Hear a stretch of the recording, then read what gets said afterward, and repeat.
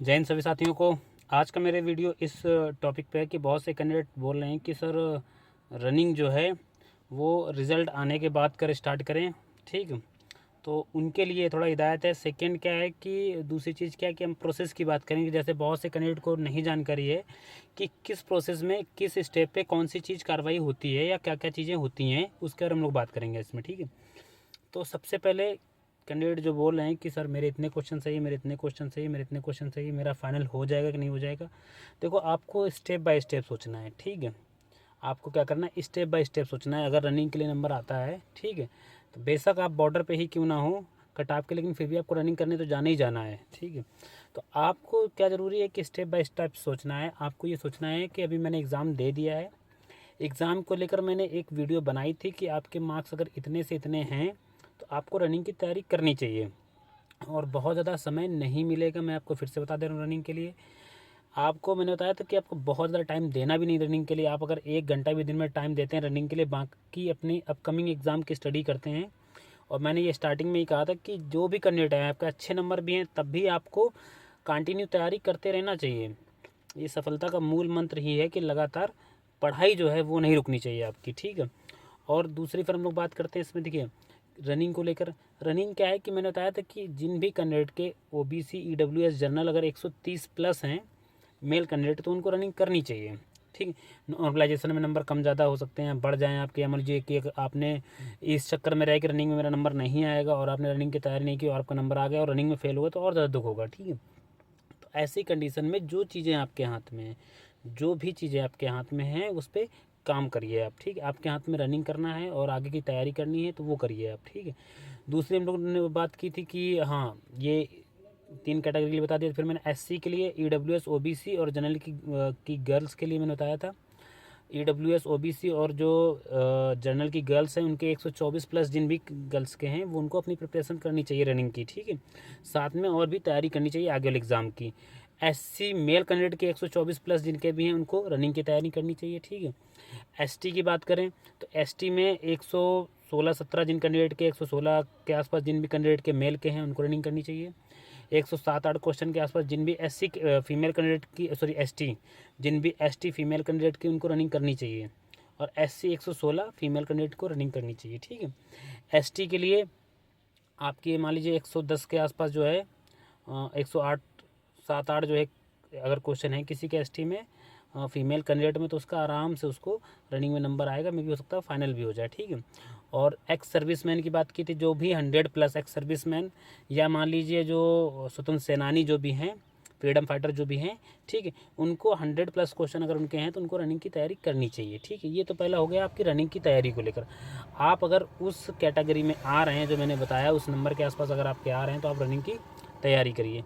दूसरी फिर बात करते हैं हम लोग, अब प्रोसेस की बात करते हैं। देखिए, आपका क्या होगा, जैसे क्या होगा कि अब डीवी आपका एग्ज़ाम हो चुका है, आपका एग्ज़ाम का रिजल्ट आएगा डीवी और पीएसटी के लिए। ठीक है, और रिजल्ट आने के बाद आपकी जो है कट ऑफ लगेगी डीवी पीएसटी के लिए और एडमिट कार्ड बाकायदा भर्ती बोर्ड जारी करेगा। ठीक है, आप अपना वहाँ से एडमिट कार्ड डाउनलोड करेंगे, उसमें ज़िले का नाम लिखा हुआ होगा कि किस ज़िले में आपका डीवी पीएसटी होना है या किस तारीख को आपका डीवी पीएसटी होना है। ठीक है, आप जो अदर ज़िले के कैंडिडेट हैं उनका मोस्टली क्या होता है कि उनके जो बॉर्डर से सटा हुआ ज़िला होता है अधिकतर केसेस में वहीं पर होता है। ठीक है, तो जो अदर स्टेट के कैंडिडेट हैं उनका यूपी के ही किसी स्टेट में उनका भी होगा। ठीक है, अब इसके बाद हम लोग आगे बात कर लेते हैं। डीवी में डॉक्यूमेंट्स के लिए मैंने बता दिया सारी चीज़ें। ठीक है, कि ये डॉक्यूमेंट्स आपके लगेंगे। डीवी सबसे पहले आपका डीवी होता है, डॉक्यूमेंट वेरिफिकेशन होता है। ठीक है, डॉक्यूमेंट वेरिफिकेशन के बाद फिर आपका क्या होता है, पीएसटी होता है, फिजिकल स्टैंडर्ड टेस्ट।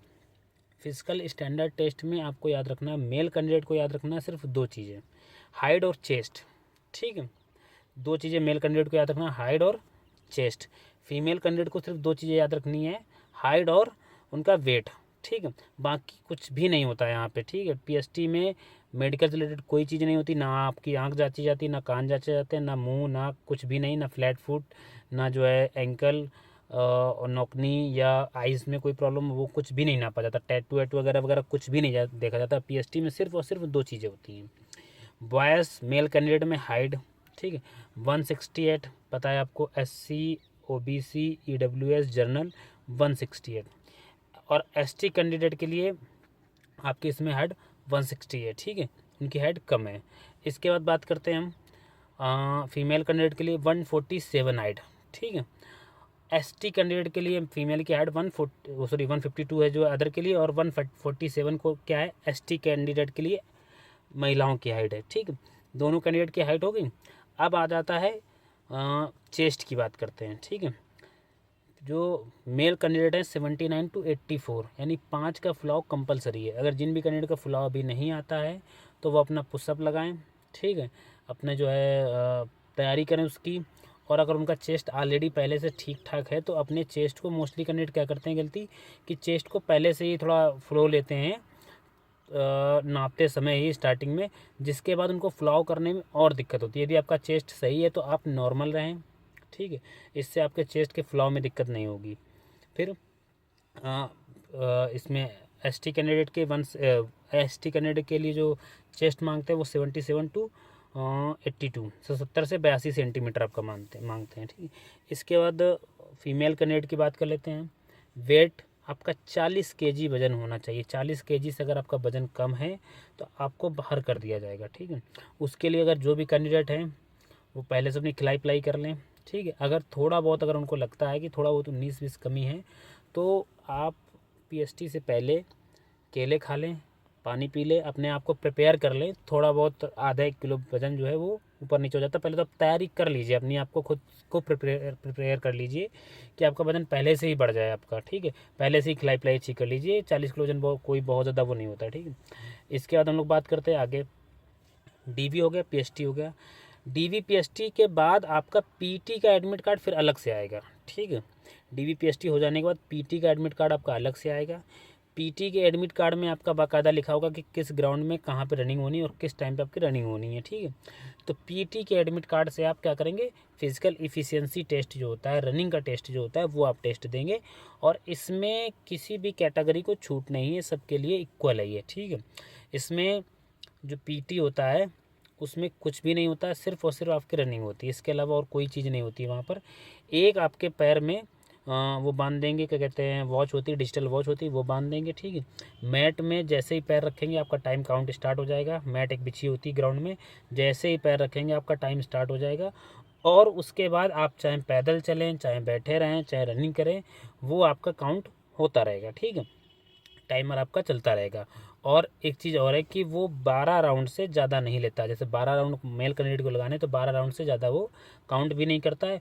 और 12 राउंड से कम काउंट होने पे अगर आपका टाइम बचता भी है, अगर आप 11 राउंड ही लगाते हैं तो तब भी आप फेल हैं, ठीक है।